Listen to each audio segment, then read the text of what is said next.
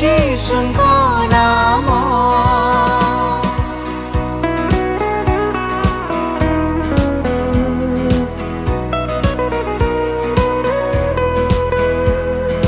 पाप शाप करे दूर जीशुको नाम सबु भय करे दूर मो जीशु नाम। प्रिय श्रोता बंधु प्रभु श्रीकृष्ण बहुमूल्य नाम आपको शुभेच्छा। पवित्र बाइबल माथु लिखित सुसमाचार 16 अध्याय 21 पदरे आमने एहीपरि पाठ करूँ।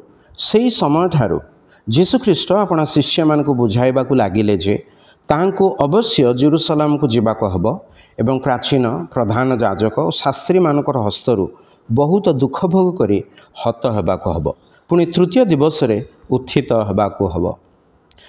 जगतर सृष्टि पूर्वर ईश्वर और प्रभु श्रीकृष्ण पूर्व योजना अनुसार मनुष्यर परित्राणार्थे ख्रीष्ट दुख भोग करिवार आवश्यक थिला। एही कथा भविष्यत वक्तागण आरंभरू भविष्यवाणी कर आसिछन्ति जहाँ प्रभु आपण शिष्य मानकु वर्तमान कहिले। द्वितीयतः प्रभु आपण शिष्य मानकु एही विषय आरंभरू ही कहिले जेपरि ताहांको पुनरुत्थान परे सेमाने अनुभव करि जानिबे जे से ही आगामी मसीह बा ख्रीष्ट ईश्वरंक पुत्र स्वयं ईश्वर अटंती। कारण आपणा पातित रक्त द्वारा से एपरि एक प्रायश्चित अटंती जहाँ विश्वासकारी मानक निमंते कार्यकारी होता है। तृतीयतः से ईश्वर अटंती। से आपण पूर्व ज्ञान अनुसार यह प्रकाश करती जे जेपरि ताहांको क्रूसीय यात्रा समय शिष्य माने आपण दुख और व्याकुलता बेले शांति प्राप्त हो पारिबे।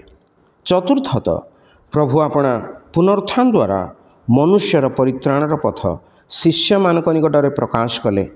यही सुसमाचार वार्ता ईश्वर ठारू आसीअछि जो ईश्वर सर्वत्र समस्त मनुष्यों को मन परिवर्तन करने निमंते आज्ञा दियंती।